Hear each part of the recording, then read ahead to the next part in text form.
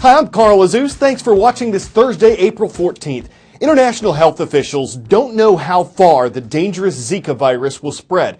But with spring bringing warmer temperatures to the northern hemisphere, they're concerned that the mosquito that carries Zika could bring the virus far north of Brazil, the country hit hardest so far.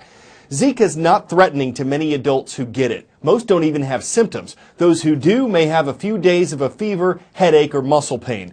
But the unborn babies of pregnant women who get Zika are at risk of microcephaly, a disease that slows brain development and can cause lifelong problems.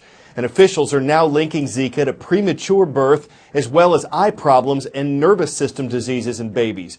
There's no treatment and no cure for Zika, but researchers are racing to develop a vaccine for it, and they could be ready to test one later this year. If everything goes smoothly with that and it's proven effective, a vaccine could be widely available to the public by 2018. I can tell you the last time I was here at the CDC Emergency Operations Center was for Ebola, but this is the place where they're coordinating the U.S. response to Zika. We've got an exclusive look at what's happening inside. Let's take a look. Welcome to day 12 of the IMS activation for Zika virus. Every morning, this is the first place CDC Director Tom Frieden will look to get the latest on Zika virus. The board here tells us what's going on at a glance. We see outbreaks around the world, where they're happening. We also look at the details of our response. This is the Zika virus. That's it right there. This is what it looks like under the electron microscope. Should we be scared of Zika, or is the emotional part of this with regard to pregnant women and microcephaly sort of making this indiscriminately having more impact? Over and over again, nature deals us wild cards. In the case of Zika, the real tragedy is a family that's had a child with microcephaly, and we know that that is devastating. And I think that's what's driving the concern. And this guy, this is a nasty mosquito. Is this the one? This is the one. This is Aedes aegypti. Is there anything good about these guys? Mosquitoes? I mean, would you get rid of them? I mean, they've caused so much, they cause more death than wars and natural disasters and everything put together. You know, the mosquito kills more people than any other animal on Earth. Do you have any thoughts about possibly using DDT? The fact is that DDT was widely used 50 years ago and virtually eliminated this mosquito from the Americas. But DDT was also widely used in agriculture. It got into the environment and it had serious problems in the environment for many species. It also remains in the body for a long time. So we're looking at safer, more effective ways to kill mosquitoes. If you're in an area with Zika, there are a lot of things you can do. Wear mosquito repellent, use long sleeves, use clothing that has permethrin put into it. All of those things really work, and staying inside in a screened space, an air conditioning space, really can drastically reduce your risk of getting a mosquito bite. The U.S., which has the planet's most extreme weather, is currently in the midst of tornado season. It generally runs from March to June, though meteorologists point out that tornadoes can form at any time of year. Much of their research has been based on storms in the Midwest. But because the southeastern U.S. has an excessively large number of deadly tornadoes, a U.S. government program called Vortex Southeast is focused on that part of the country. Vortex Southeast is very different from chasing in the plains. There's a lot of parameters that are going to be involved. For one, these tornadoes could fire up after dark.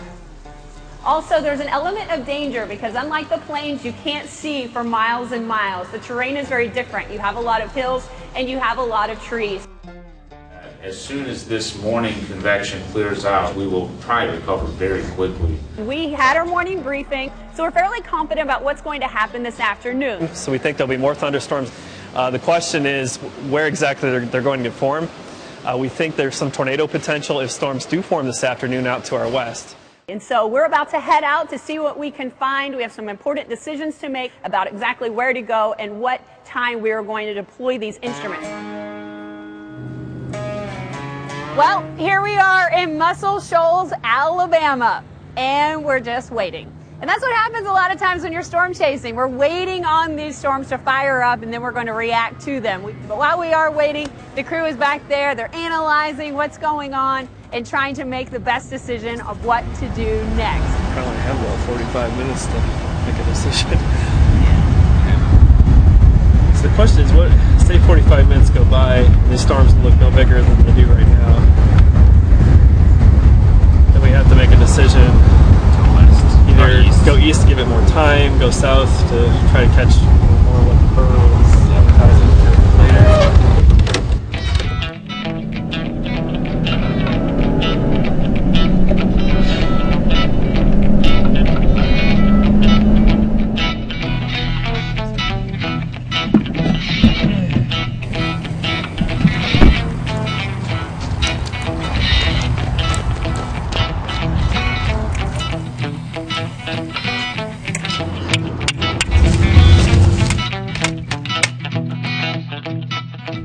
You can see the storm that we're targeting right behind me. So we rode out in front of the storm and we're putting out our stick nets. They're basically weather stations.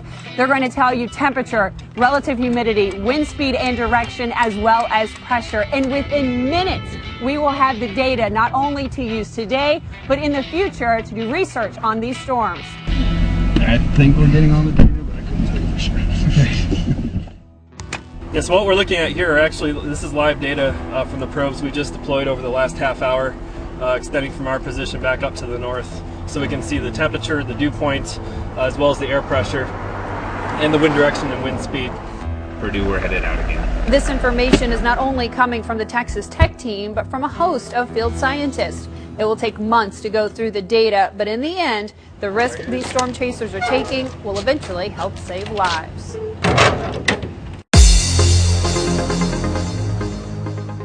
Whether you're watching from a high school, middle school, or college campus, the one place to request a mention on our roll call is cnnstudentnews.com. First school today is from northern Belgium. In the city of Antwerp, hello to our friends at Ons Lieve College.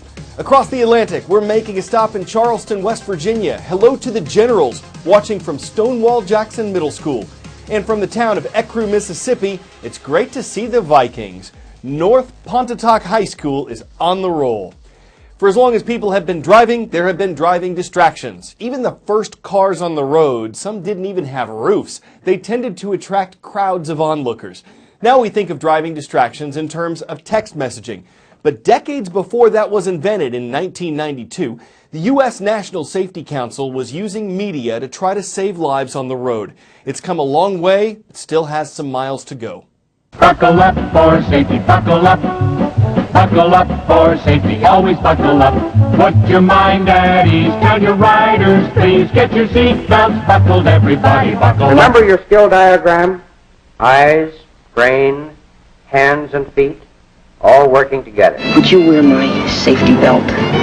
Oh, Henry.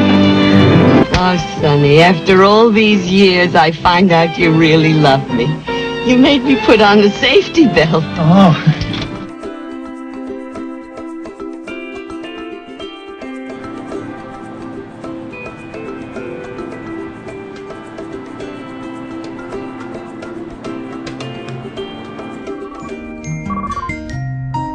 Hey, sweetheart, everything okay? Yeah, everything's fine. Did he finally go down the slide? He did great.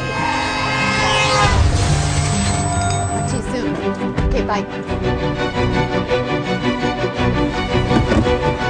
You deserve to disconnect.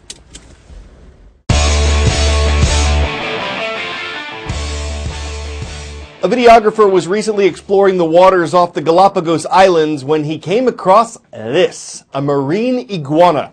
Not to be confused with the kind you might have seen in Florida, these lizards are huge. This one's likely around 6 feet long. Thankfully for the divers, it's a herbivore, and what it lacks in good looks, it makes up for in swimming ability. It's like a mini Godzilla weaving its way through the water.